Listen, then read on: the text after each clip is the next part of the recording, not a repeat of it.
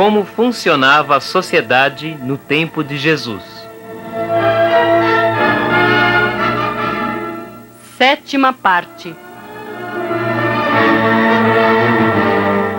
O templo, centro de poder e exploração.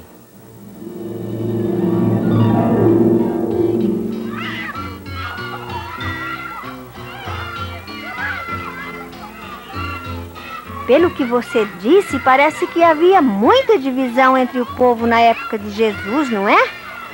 Mas a religião naquele tempo não ajudava o povo a resolver os problemas como as comunidades eclesiais de base hoje? Ao contrário, era a religião uma das causas principais que gerava esta situação. Como assim? É o que vamos ver hoje. Vamos prestar bem atenção. No tempo de Jesus, havia 3 categorias diferentes entre os judeus. Primeiro, os puros, o Israel puro, legítimo. Segundo, os mais ou menos puros. Terceiro, os impuros. Lembram? Já falamos um pouco sobre isto. Eram considerados puros os sacerdotes, os levitas e algumas famílias geralmente ricas, cujos chefes eram chamados de anciãos. Algumas pessoas até falsificavam o nome dos parentes mais velhos para poderem pertencer a famílias consideradas puras, descendentes de Abraão. A casta dos puros viviam às custas do templo de Jerusalém.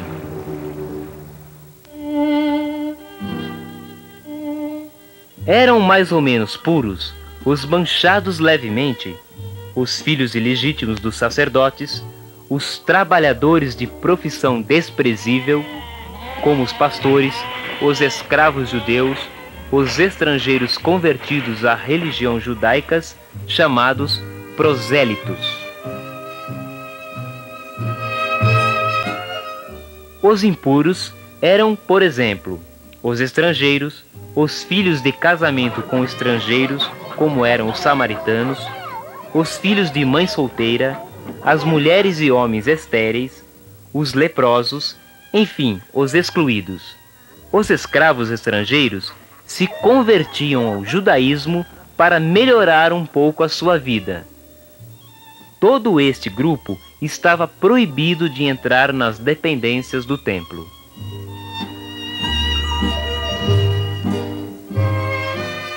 Vejam bem esta comparação, onde, em geral, os pobres e excluídos eram considerados impuros. De certa forma, a discriminação segundo a origem de família coincidia com a divisão segundo a riqueza, com exceção dos romanos, que eram considerados impuros por serem estrangeiros. A pureza de origem justificava a quantidade de riqueza. Pode-se dizer também que era o templo quem determinava a classificação das pessoas na sociedade. Quanto mais perto dele, mais puro. Quanto mais longe, mais impuro. Vejam o templo em Jerusalém e vejam ao norte, na Galileia, Nazaré, onde viveu Jesus.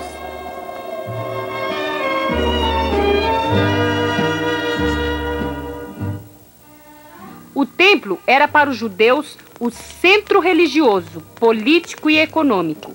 Ali se celebravam as grandes festas religiosas. Aí se reunia o Sinédrio, órgão de máximo poder na sociedade judaica da época. Aí estava o tesouro, uma espécie de banco que sustentava toda a economia do país. Como surgiu o templo? Quando o povo de Deus estava no deserto, no tempo de Moisés e dos juízes, não havia templo. Eles tinham uma tenda onde guardavam a Arca da Aliança. Era ponto de união do povo. Ali, eles se reuniam para ouvir as leis de Deus, oferecerem sacrifícios. Era uma tenda que caminhava com o povo e era sinal da presença de Deus. No interior da tenda tinha uma parte considerada mais sagrada, chamada o Santíssimo ou Santo dos Santos. Aqui, só o sacerdote Arão e seus descendentes sumos sacerdotes podiam entrar. Dentro da arca tinha guardadas as tábuas da lei de Deus. Mais tarde, quem construiu o primeiro templo, 950 anos antes de Cristo, foi Salomão, considerado o rei sábio, filho de Davi. Dizia ele: é preciso construir agora uma casa, um templo para o Senhor. Era o templo mais belo do mundo, orgulho do rei. Mais tarde, foi saqueado e devastado pelos babilônios. A Arca da Aliança com as tábuas da lei foram levadas para a Babilônia.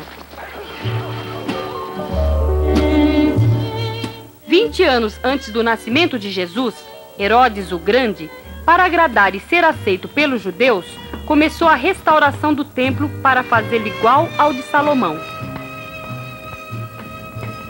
O acabamento desta obra fabulosa durou 80 anos. O templo foi construído com a maior ostentação possível e assim abriu um vasto campo de trabalho. Artesanato de ouro, prata, bronze e mármore, tudo em função do templo. Era uma concentração de trabalhadores. No começo da construção, foram contratados 10.000 trabalhadores leigos e 1.000 sacerdotes foram transformados em artesãos para a construção das partes consideradas sagradas, proibidas aos leigos. No total, entre sacerdotes, levitas, funcionários, cambistas, vendedores, trabalhadores, eram 18.000 pessoas que viviam na organização do templo.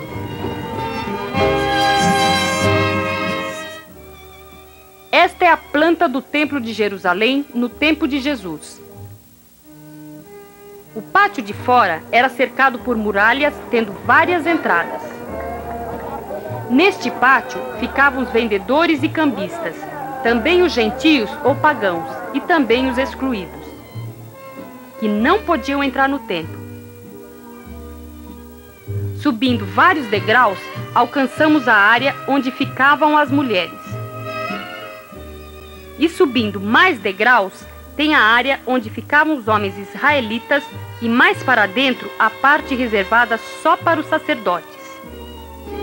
É a área onde ofereciam os sacrifícios. Os outros judeus podiam entrar nesta área somente a oferecerem o sacrifício. Subindo mais degraus, tem a parte mais alta e mais sagrada do templo, chamada Santuário, dentro do qual tinha outra parte chamada Santo dos Santos. Observem a fortaleza de Antônia ao lado direito do templo.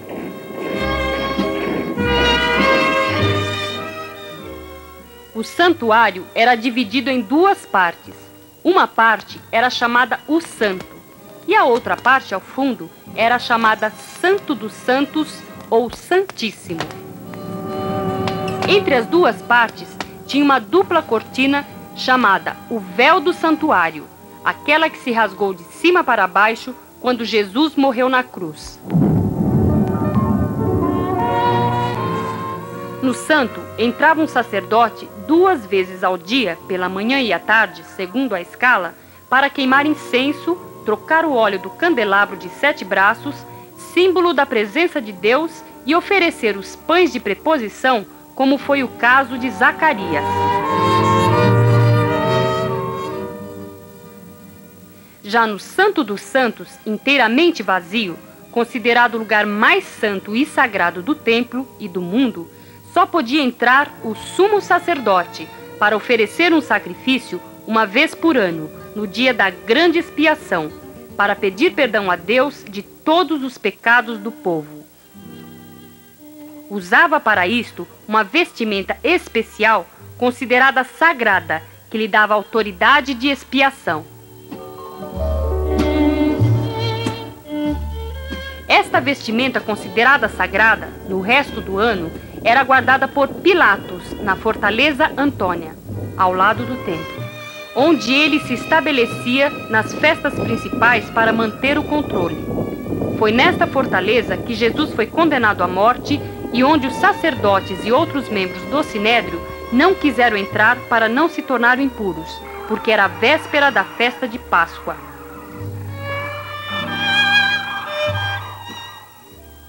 O templo era o centro religioso de todos os judeus, onde o povo tinha a obrigação de ir para ali encontrar o Deus da santidade. Isto explica o porquê de tantas peregrinações para o templo de Jerusalém. Eram festas alegres de peregrinação. Também Maria, José e Jesus participavam destas festas, e foi numa ocasião dessa que Maria e José perderam Jesus e depois o encontraram no templo. Um bom judeu tinha costume, segundo a lei, de ir visitar o templo pelo menos 3 vezes ao ano nas festas principais. As festas principais eram, primeiro, a festa da Páscoa. Celebrava a memória da libertação do povo hebreu da escravidão do Egito. Segundo, a festa de Pentecostes, 50 dias após a Páscoa. Lembrava a entrega da lei para Moisés no Monte Sinai, sinal da aliança com Deus. Terceiro, a festa das tendas ou dos tabernáculos. Lembrava os 40 anos de caminhada no deserto até a conquista da terra prometida.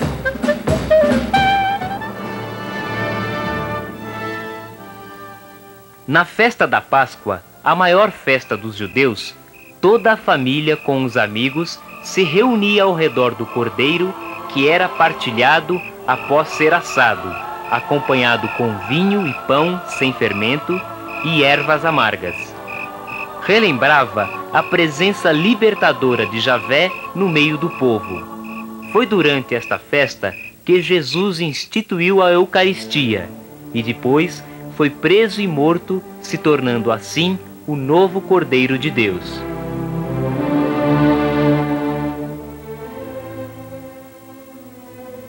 Na festa de Pentecostes, a comunidade estava reunida para agradecer a Deus pelas colheitas e renovar a sua aliança. Neste dia, os apóstolos tiveram a primeira grande colheita. O Espírito Santo estabelece uma aliança nova e quebra todas as estruturas erradas a fim de viverem a proposta de Jesus.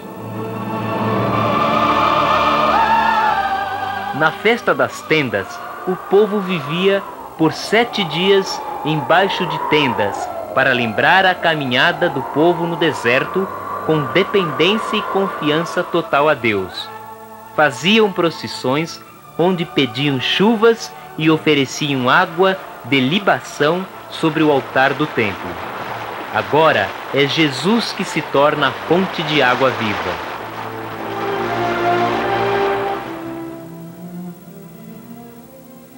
Os peregrinos de todo o mundo, os mais religiosos, iam lá 3 vezes por ano.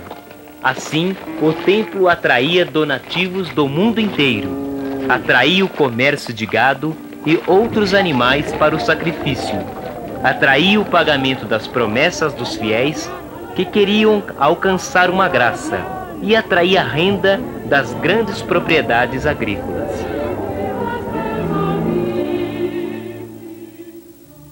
Jerusalém atraía homens que possuíam grandes capitais, importantes negociantes, coletores de impostos, judeus no estrangeiro que se tornaram ricos. Todo visitante tinha que deixar no templo ou gastar em Jerusalém o valor de 10% de toda a sua renda anual, além de oferecer as primícias da terra e os primogênitos. Assim, os peregrinos constituíam uma grande fonte de renda. Ao comprarem presentes para o templo, davam possibilidade de ganho aos seus artífices. Graças às peregrinações, os visitantes, cerca de 60.000 durante a Páscoa, alimentavam um artesanato de lembranças, objetos de luxo e um grande comércio de animais para os sacrifícios. Todas essas festas eram oportunidade para os judeus, de longe e de perto, poderem subir ao templo, trocar seu dinheiro, comprar um animal e entregá-lo ao sacerdote para o sacrifício a Deus, assim se purificando das impurezas ou pecados cometidos durante o ano. Tinha 4 tipos diferentes de sacrifícios.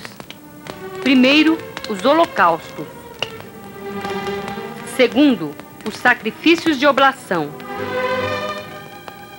Terceiro, os sacrifícios de comunhão. Quarto, os sacrifícios pelo pecado e de reparação. O holocausto era uma oferenda de uma vítima, um animal, que era inteiramente queimado e consumido, após tirar o couro. Era um sacrifício de ação de graças, ou para obter um favor de Javé. Diz o livro do Êxodo: O holocausto será uma oferenda queimada de agradável odor a Javé. O couro ficava com o sacerdote. O sacrifício da oblação era uma oferenda dos produtos da terra, onde uma parte era queimada no altar com azeite e incenso, com um agradável odor a Javé. A outra parte da oferenda ficava para os sacerdotes e sua família. Era sinal de agradecimento a Deus pela colheita.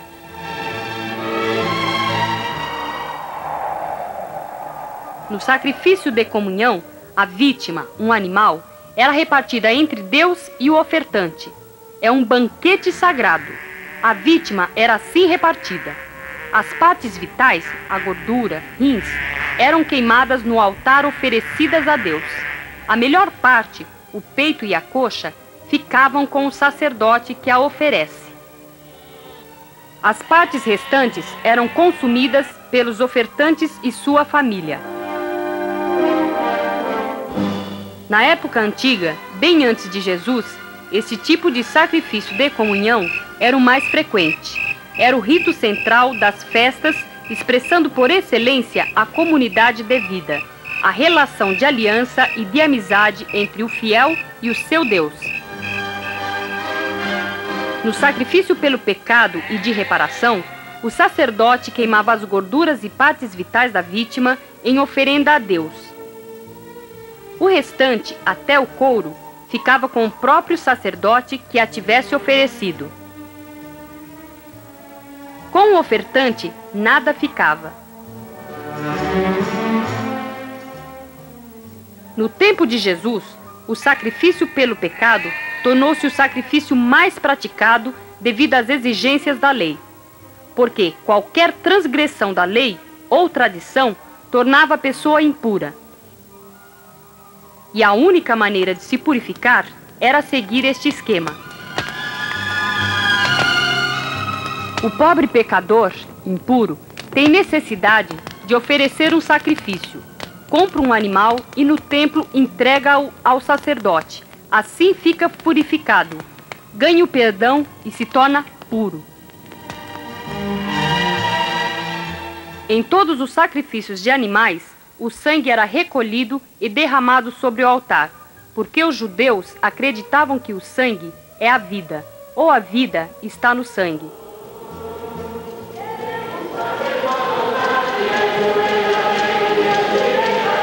Escuta aqui. Então o trabalho dos sacerdotes no tempo de Jesus era só matar os animais e oferecer os sacrifícios? Quer dizer que os sacerdotes daquele tempo eram diferentes? E para oferecer todos esses sacrifícios, não precisavam de muitos sacerdotes?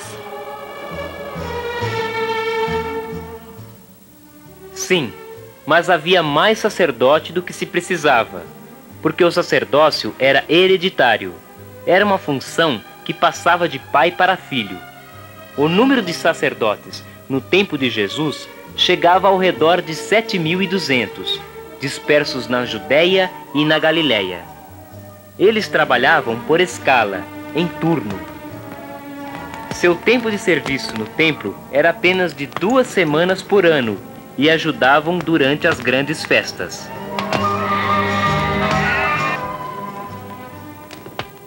O único trabalho que os sacerdotes faziam no templo era um serviço ritual. Consistia em matar os animais para o sacrifício, cortá-los, preparar as carnes, derramar o sangue sobre o altar e oferecer o sacrifício. Eles aprendiam tudo isto com seu pai, não tinham formação e estudo especial nenhum. Mas entre os judeus, a posse do sacerdócio era a prova de origem ilustre. Era considerado sagrado porque lida com o altar e os sacrifícios oferecidos a Deus. O povo o considerava como uma autoridade vinda de Deus. Este era o sacerdócio do Antigo Testamento. Existiam grandes diferenças sociais entre os sacerdotes. Entre o alto sacerdócio, ligados ao templo de Jerusalém, e os sacerdotes pobres, geralmente vindos do campo, como o pai de João Batista, Zacarias. Estes, fora da sua função de sacerdotes, viviam nas suas vilas, exercendo um outro tipo de trabalho manual para ajudar na manutenção de suas famílias que eram casados.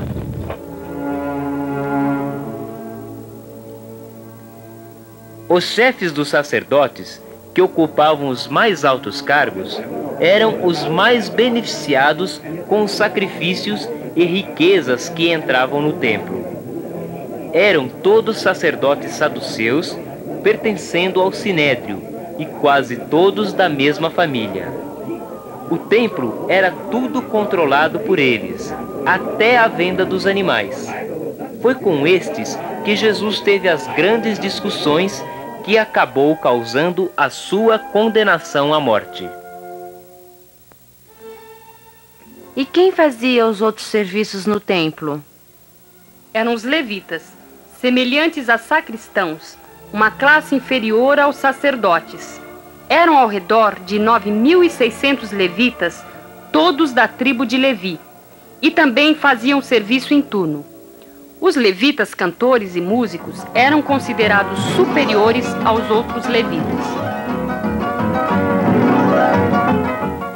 Uns eram guardas e outros policiais. Outros ainda faziam serviço de limpeza no templo. Havia também os que preparavam os livros para a leitura e as vestes dos sacerdotes.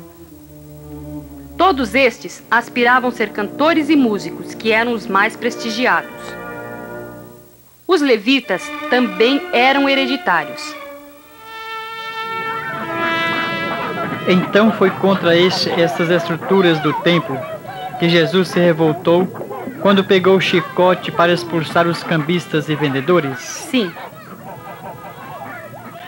Porque toda essa maneira de viver não condiz com o projeto de Deus que Jesus nos ensina e que veremos no próximo encontro.